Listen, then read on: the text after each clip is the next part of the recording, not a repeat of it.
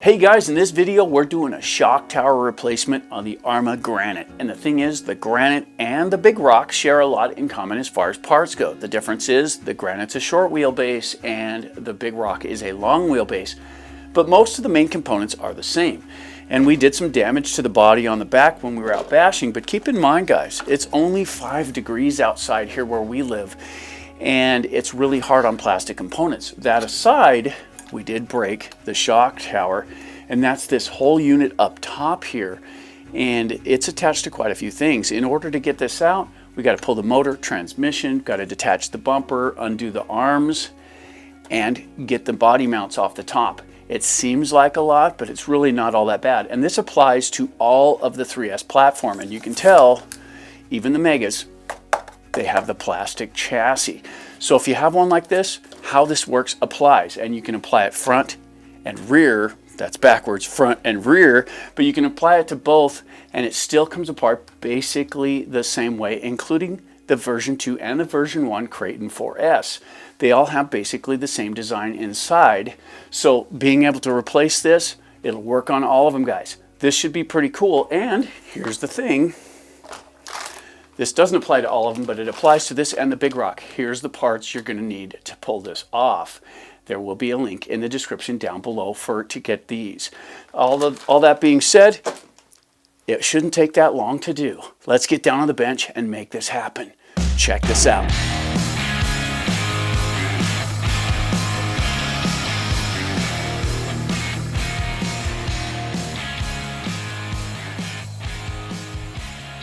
Okay, so before we get started here, let's take a quick look at basically the tools we're going to need for this. And we are going to use a power tool for a lot of this, but at the same time, we've got our hex drivers here, and there's a 2.5 and a 2.0. And the brand of these doesn't matter all that much. Make sure they fit the screws nice and tight. That's the important bit. Also, I like to have a couple of flathead screwdrivers, and we don't pry hard with these, but they do help things move around. And what I mean by that is, when we get into this and we start popping this out, the screwdrivers will help us dislodge it a little bit, because dirt and debris can get down into these little rails where this slides in, and they can be a little stubborn. Don't pry hard, just enough to get them to move. That being said, let's get on with it. So let's go ahead and start here. We want to get this block removed, and we have to pull this screw first.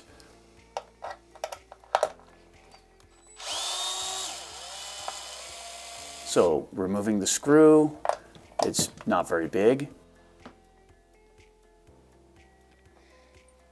And on the inside, first we need to get the drive shaft out of the way, and that's this piece here.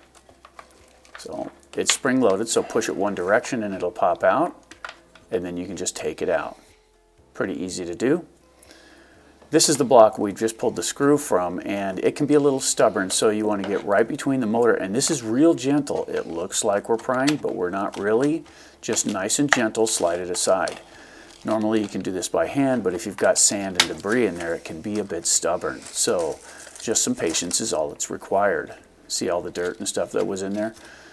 Also, this tab right here needs to be lifted to get the motor and transmission out, and it can be kind of hard by hand. The trick is to get a screwdriver in here and gently pry up. That will get it so it'll slide past the latch. Take another screwdriver and find a nice little slot in the back where you'll fit in, and easy, just push it forward a little bit. Go from side to side. Just sort of walk it out. Now the same thing applies with sand down in here. It can be a little stubborn to get out. Fight the urge to push hard, because all you'll do is bind it in and cause breakage. You want to move a little on each side, 1, 2, 1, 2, until it comes loose, just like that. There we go. Look at all the dirt that was on there. So we'll disconnect the wires, because we want to set this out of the way. There we go, and there's the powertrain module.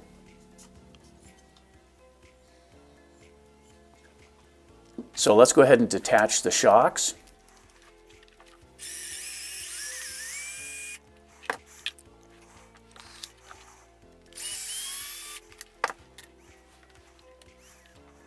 Now we need to detach the bumper support, and there's 2 holes in the back here. They go right through to these two screws. So fish through and get into the screw, and let's go ahead and back those out. These two screws do screw into the broken component, so we're going to have to detach it. There we go. It pries down so you can have access to the tie rods. So there's one screw on each side for the tie rods as well. There we go. Nice. Now there's 3 big screws. These are 2.5 millimeter hex. So we'll back these out, and always go nice and slow with your machinery here. If you go fast, this is a screwdriver, it doesn't go that quickly.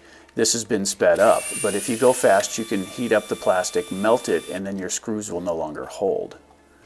So here's the top piece, and there's the broken component. There we go. So let's have a look at these and see if they're the same. They appear to be. Nice. Okay, now we need to get this out, and this is the body post set. There's a screw on each side, so let's back that out. There we go. And pull it out. We want to make sure we get it into the same elevation and put the screws back in on the new piece. There we go. Just like that. Good. So far, so good.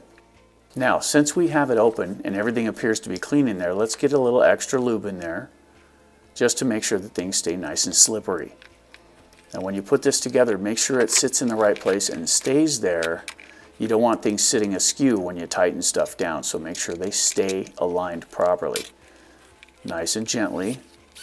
We'll go ahead and tighten these down, but we won't make them tight because we're going to tighten everything by hand. Always torque by hand, guys.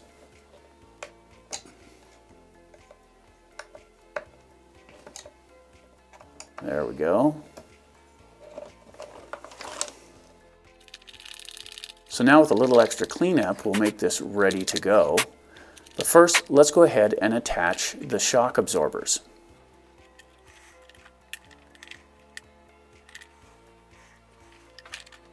There we go.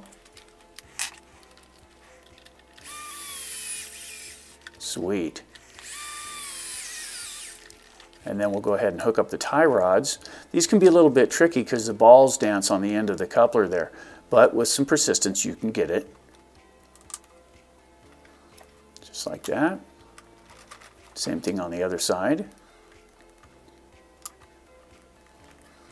There we go. And then we'll run them in nice and snug. On these type here, you don't want to torque them down really hard. That's unnecessary for the ball deal. Just get them down snug and that's good. And the same thing applies with the bumper mount here. Just run it down snug. You don't have to torque it to any specific torque rating. Just make sure it's down flush and that it's snug. Keep it from backing out. And then, of course, check your tightness. Now, just a little bit of extra cleanup because this was not pristine when we took it out. There was a little sand in here, and it can always get in through this slot.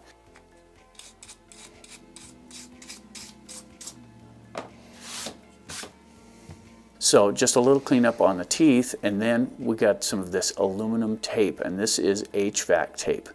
Usually it's available at your local hardware store, and it's just used for putting in like heating and cooling systems. It's good stuff, it's aluminum, and it holds a shape real well, and for this application, it's perfect. So we'll line up the motor and transmission with the slots and get ready to walk it in. There we go, all lined up. Now when you go to pull this in, make sure you pull evenly. You got both sides at the same time. If it doesn't want to move, wiggle the wheels a little bit and try and get that differential to line up. Sometimes you need to work both tires. There we went. It snapped right in, just like that. So sometimes that's necessary. You can always hear it snap down as that latch on the top clicks into place. Now let's go ahead and put this red block back in because we don't want that transfer case moving. And that's what that red block's for. It'll hold that in place so it can't come loose. And don't forget the screw. We have to go to the bottom and put that in. And this one actually threads into a nut that's in that block, so you're good to go that way. Everything, just tighten her down a little bit. Doesn't have to be super big. That one also has a nylock in it.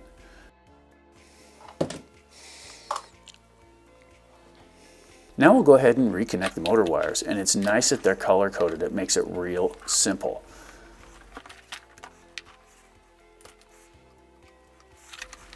That done, we still have one thing left to do, and that's the center drive shaft. So fish it onto the front differential and then collapse it, pry it forward and drop it down, and it snaps right on.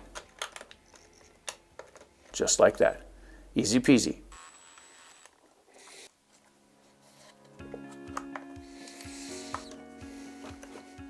Okay guys, there you go. That's the repair for the shock tower on the 3S platform cars. Yes, we used the Granite, and it does have the same shock tower as the Big Rock, but all of the platforms are basically built the same way. So this method should work on the rest of them, which is really cool. This is pretty simple to do, really. It only takes a couple of tools to do it, and getting the actual center unit out, which is the motor and transfer case, can be a bit of a trick. This right here, it does build up some dirt down here, and if you noticed, we used the aluminum tape to seal up the bottom because we did have some dirt and stuff in the gearing, which was not good. So taping the bottom, and we have a video, and I'll have a link for that in the description below as well, but having that taped up prevents that. Now, we've had people comment that they've actually cut a slot here and allowed the debris to fall out. And to each his own on that. I'm not a fan of cutting into the chassis, but that's just me. If that works for you, it works and no one's complaining. However, I do like to keep the dirt out if possible, and opening it up to splashing in rocks and whatever, although it's very rare, can happen. Now, if you are going to open the bottom of this and cut a slot here where that gear is to allow the dirt and debris to come out, I would recommend swapping this over to a metal spur gear on the slipper, just so it has just a little more strength to hold up to anything that might get up in there. That's a different subject. Here on the shock tower, everything went together really nice. The parts were cheap and it was simple to do. And if I hadn't messed with the cameras, we're talking maybe 15 minutes to do this. While you have it open, don't forget to get a little lube in there to make sure that everything stays nice and lubricated. Just like that, nothing more to it, guys. So if you haven't already, don't forget to subscribe, like, and share, and all that cool stuff, because, you know, we really do like helping the community. That's what it's all about. And if you haven't already, don't forget to bash that like button and help our content spread. It's all kinds of good stuff around here, and we love doing this kind of thing, and we're going to keep it up as long as we can afford to. Keep in mind, guys, we do this out of our own pocket, and we hold down full-time jobs to be able to do this. So we hear people ask for really expensive cars to get on the channel, and we'd love to be able to do all that stuff, but we just can't always afford it. And like we said before, if we think it's cool, we try to get it on the channel. If one of your cars isn't up here, we either couldn't afford it, didn't know much about it, or it didn't make the cut. So hey guys, if you have any comments on this video, please feel free to leave it in the comments down below and help others along the way. Hey guys, for AJ Jam Studios, I'm AJ saying, keep wrenching, guys.